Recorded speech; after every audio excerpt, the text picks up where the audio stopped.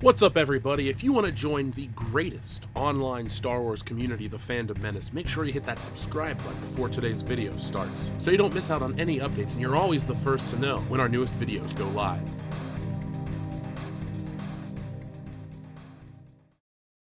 The following is a world-class Bullshitters exclusive.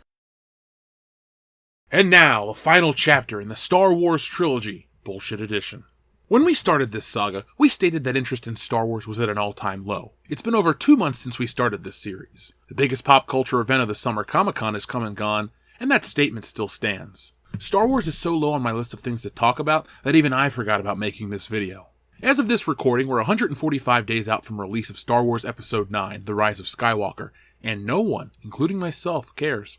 The fact that no one cares isn't the interesting part. It's the how we got here part that interests me the most. And how did we get here? Disney. They came, they bought it, it sucked. The story has been well documented, but the perpetrators wanted for the assassination of Star Wars are Kathleen Kennedy, J.J. Abrams, Rian Johnson, and Bob Iger. What sentence will they receive for their crimes against the greatest franchise in history? Death? Banishment?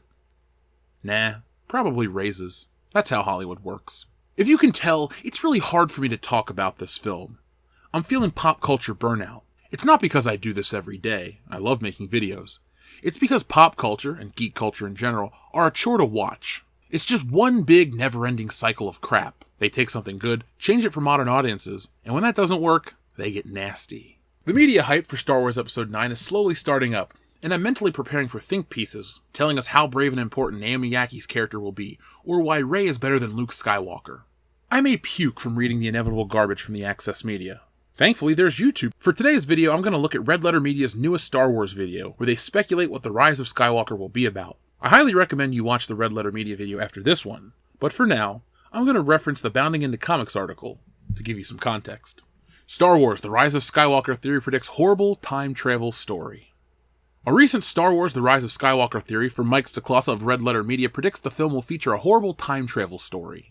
They are going full-on Avengers Endgame, and they're retconning everything. Mike then supports his prediction with a lot of clues. He starts off by quoting Luke Skywalker from the first trailer, "1,000 generations live in you now." He notes this is a reference to time. Then Mike reveals what might be his biggest clue. The circle deflector shield of the Millennium Falcon is back. As Mike points out, the dish had been knocked off in Return of the Jedi, and had been replaced by a curved one in The Force Awakens. Mike then points out that there is Emperor Palpatine's laugh, Leia holding a New Hope medallion from the original film's award ceremony after Luke Skywalker destroyed the Death Star. He then adds, another thing, Rey has Luke's lightsaber, which has been utterly destroyed in The Last Jedi. Also, from Disney's perspective, everyone is dead. There are no new Jedis, there is nowhere going forward, you can only go back. I think there's going to be some kind of time travel device, but I believe that the Death Star's wreckage has something to do with it. Because we've seen them approach the Death Star. Maybe the second Death Star's core is powered by some supreme power source and it still kind of exists. Think about it. Bring Luke back, you can travel to the past, you can do whatever you want. You can bring back Yoda, you can bring back any character you want. You can fix the timeline via an Abrams-esque Kelvin Prime universe. A recent rumor suggests that The Rise of Skywalker will tie in with A New Hope and involve Luke Skywalker or Darth Vader, or maybe both. It's possible Mike's prediction might be right on the nose given this recent rumor. Mike's prediction does open up The Rise of Skywalker for potential of retconning Rey's parentage, presenting Luke Skywalker in a better light, and even utilizing past heroes from the Rebellion. This theory is certainly food for thought. As crazy as that all sounds, it's not outside the realm of possibility with Disney Star Wars. I mean, just look what they did to all of it. While I've never read into the Rise of Skywalker trailer the way Mike and Rich did, their points did make me think about the film, and all the what-if scenarios. And that bothered me. Time travel has no place in Star Wars, much like the flashback scenes in the new Disney films don't fit. Time travel is just another element of sci-fi that has no place in a galaxy far, far away. It's either Disney trying to make Star Wars into something it's not, or them being lazy and taking the easiest approach to take your money. I say it's both. Rich Evans made a fantastic point about short-term profits in the video game crash of the early 1980s. Star Wars is in the same situation. Admittedly, the movies make money, but the franchise has no real-world presence. It's barely in stores anymore, and we'll cover that later. Time travel is seen as a lazy plot contrivance these days. It can work, but when it raises more questions than it answers, it becomes a problem. I wanted to share an excerpt from Giant Freakin' Robots about why time travel is lazy. Time travel is just an excuse.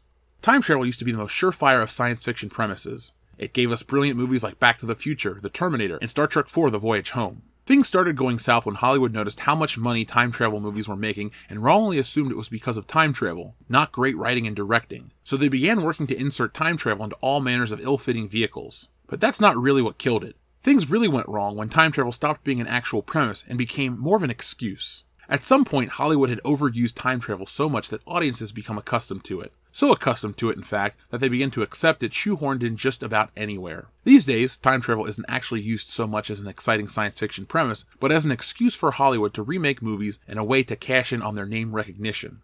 Time travel is now largely responsible for the destruction of the Star Trek franchise. The franchise's last television series overused it until it lost all meaning, and drove fans away. After a break, they've managed to bring Star Trek back, but only by using time travel as an excuse to recast recognizable characters with hot, young actors. And Hollywood will keep using time travel to ruin existing franchises. They'll keep changing the timeline in the Terminator universe as long as the name sells tickets. And now they started using time travel as a way to sell decidedly not science fiction based films to people who wouldn't normally be interested. Did we really need the time traveler's wife? I loved Hot Tub Time Machine as much as the next guy, but how many more of these time traveling mashups can we actually stand? Time travel used to be great, but thanks to the overuse and misuse, it's become a tired, worn out cliche. It's a crutch lazy writers use to tie up loose ends. It's a way to save money on production by shooting on leftover Wild West sets. It's killing franchises and tricking men into seeing romantic comedies. Time travel is not going to get any better than it was in Back to the Future. Maybe Doctor Who gets a pass since he predates the cliche, but unless you're telling a story about a character who flies around in a blue police box, just stop it.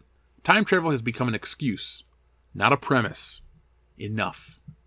By the way, this article's from May of 2012, so it predates all of the Disney Star Wars stuff. Star Wars was always a step above other science fiction franchises, as it was science fantasy. It was a bigger film with broader appeal because it was relatable to a lot of people. Lazy seems to be Disney's MO these days. We can talk about live-action remakes another time, but remember kids, just because it makes money doesn't mean it's good. The article makes a lot of interesting points about time travel, and in regards to Star Wars, what's the purpose? I know the Red Letter Media video is meant to be taken as a joke, but let's just act like their theory is accurate and time travel is a big part of the next Star Wars film. Well, I'd say Disney found a way to top The Last Jedi as the worst Star Wars film ever. I have to stop myself right here because I'm not being fair to The Rise of Skywalker. Nothing can be worse than The Last Jedi. If time travel is going to be a big part of the story, this is just Disney, and yeah, I know Lucasfilm is the production company, but Disney owns it all, so I'm blaming them. This is Disney's way of admitting what they've allowed to happen over the past few films wasn't very good, and they need to fix it, because Star Wars is broken. Han Solo shouldn't have died, Luke Skywalker shouldn't have died, and the list goes on. There's very little life left in Star Wars post-Episode 9. Sure, we're promised more movies, but remember folks, we were also at one point in time getting a Boba Fett film directed by Josh Trank. Where's that? This time travel theory would be an attempt to inject some goodwill back into the property, as literally every decision was an adversarial one towards the fanbase that made Star Wars the success it is today. Or was. If this sequel trilogy is going to continue to mirror the original trilogy, it has to have the happily ever after ending seen in Return of the Jedi. The reason that payoff worked in Return of the Jedi was because the events of The Empire Strikes Back, where our heroes faced great adversity and didn't win. In The Last Jedi, the story ended without any threads to tie up in the next chapter. It had a sense of finality to it. The third part of a trilogy is meant to close the big story, but this trilogy doesn't have one. Each film feels self-contained, and no matter the outcome of The Rise of Skywalker, this trilogy is a broken, disjointed mess. Not everyone feels that The Rise of Skywalker needs a retcon. Our old buddy, Scott, I've got a secret, it's my copier, Mendelsohn, is back to tell us why Disney Star Wars doesn't need a retcon. Today is July 19th, 2019, which means we are exactly 5 months out, counting Thursday previews, from the domestic debut of Walt Disney's Star Wars The Rise of Skywalker. As we fret about what the sure-to-be blockbuster opening of The Lion King represents for Disney and cinema as a whole, you should recall that I also was a little grouchy about Star Wars The Force Awakens steamrolling over the likes of Avatar and Titanic in North America. That was partially because it too was an example of Disney cashing in on pure brand nostalgia and capitalizing on the artistic accomplishments of those who came before. Say what you will about Avengers Endgame as it seems poised to top Avatar at the global box office, but that MCU epic was at least an of-the-moment triumph thanks to present-tense fandom and a decade's worth of smart decisions resulting in well-made and generally well-liked popcorn blockbusters that put character over plot and mythology. The irony is that 2 years later, Rian Johnson's The Last Jedi offers a Star Wars story that arguably emphasized character over plot, and plenty of folks didn't seem to care for it. Granted, we're still talking about a well-received, so saith CinemaScore, well-liked movie that earned $620 million domestically, and $1.3 billion worldwide, but I digress. All eyes are now on The Rise of Skywalker. The two questions are how it plays in the aftermath of the online hand-wringing related to both The Last Jedi and Solo, a Star Wars story, which proved that not even slapping the word Star Wars on the title could make a hit out of a movie nobody wanted to see, and whether online fervor over The Last Jedi caused any artistic changes to the third movie. I'm inclined to give J.J. Abrams and Kathleen Kennedy the benefit of the doubt, if only because all parties are hopefully smart enough to know the difference between online anger and real-world reaction.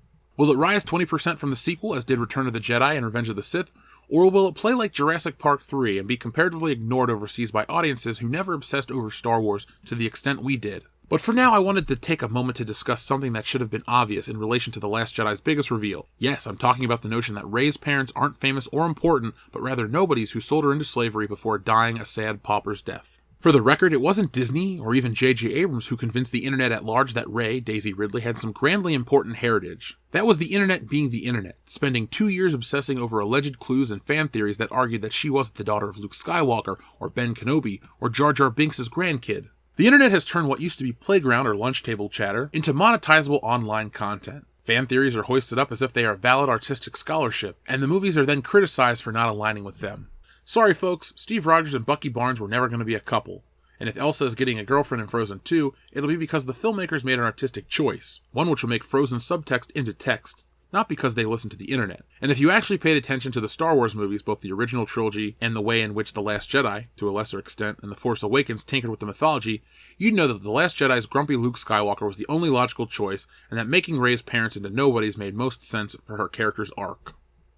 I disagree. For the record, I don't think The Rise of Skywalker, which is mostly finished, is going to pull a "Hey, Kylo lied, Luke Skywalker was your dad, but he just didn't know it" switch. To do so would not only be giving into online trolls and allowing minority disapproval to override majority approval, but it would negate the new trilogy's attempt to reframe the Star Wars mythology as an anyone-can-be-special folktale. It would entirely miss what made the Vader reveal such a big deal. It would be trading a hero gets bad news that blows their mind for hero gets good news which offers the reassurance they need. In the meantime, remember that most fan theories are mostly harmless, as long as they don't interfere with your presumption about a finished product, and cause you to hold a film or TV show accountable for not living up to the theories. And just because you watched The Force Awakens and presume that Supreme Leader Snoke had some rich backstory, a secret identity, or a huge part to play, doesn't make The Last Jedi accountable for not living up to your pre-release speculation. Yeah, but the film sucks on so many other levels. Scott, you're reaching, brother. Rey's folks being nobodies was a valid inversion of known Star Wars tropes, one that was probably less of a shock for those who watched Star Wars The Clone Wars or Star Wars Rebels. It also aligned with Rey's specific characters, specific expectations, and or arc. Rey is not Luke Skywalker, as we bluntly discovered in The Last Jedi. The notion of folks clamoring for her parents to be important shows nothing less than a generation of Star Wars fans determined to give her an identical backstory, even at the expense of her specific arc. I'm hoping The Rise of Skywalker already knows that Rey doesn't need to be special to be special. Rey is not special. She never has been. She never will be. Scott seems very resistant to the idea that Disney should listen to the fans. After all, it's not like we dictate what's successful. The new characters haven't become cultural touchstones like the ones from the original trilogy have become. The merchandise doesn't fly off shelves. The theme park can't fill up on the premise of a new story set in the sequel trilogy era. Let's be honest. The new characters suck. The old ones had to be killed off to make the new ones even remotely interesting, and that didn't work because the new characters just fell flat on their faces. December is going to be an interesting month for Star Wars. Initially, the thought of cats being the competition seemed plausible, until that nightmarish trailer was released, which scared off both furries and normies alike. The only movie that could take a bite out of The Rise of Skywalker is Jumanji. The last film, Welcome to the Jungle, was great, and The Rock is just The Rock, and you can't stop him.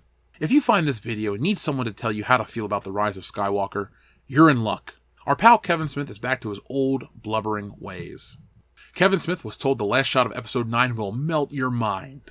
For fans and audiences around the world, the secret of Star Wars Rise of Skywalker shall remain under lock and key until the week of its release in December, and not a moment before. However, that fact does not apply to filmmaker Kevin Smith, who got a chance to hang out on the set last year and see everything J.J. Abrams and company were working up. He could have gone anywhere and seen anything, but Smith recently revealed he was talked out of seeing something he was told would melt your mind. There was scuttlebutt about the set there at Pinewood Studios. They're like, you have to see this. When you see it, it will melt your mind. So I asked JJ. They keep telling me I should see this set. He's like, don't. It's the last shot of the movie. Like any sane man and passionate Star Wars fan, hearing people talk about the set in such a mysterious way only made him want to check it out more. According to Smith, Abrams said, you don't want this to be spoiled. You want to be in the theater when this happens. Trust me. Smith added that other crew members backed up the director, saying, other people on the crew were like, bro, I wish I had seen it, but it'll melt your mind. So now that we know the movie has quite an epic shot, we can only speculate as to what it may be. Could it be more of an emotional mind melt, wherein the series once again brought full circle with Rey looking off into the distance on Tatooine like Luke did in A New Hope? Knowing the desire to build the franchise and continue the story eventually, could it be a shot that teases future movies, and that this is not indeed the end of the road for these characters? It could involve other series characters, or maybe bring back Ewoks for one more dance party. That would be a different sort of mind melt, though.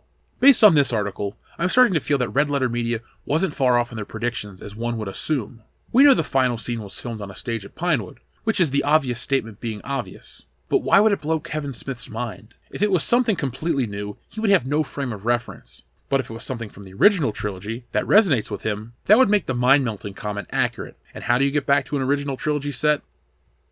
Time travel.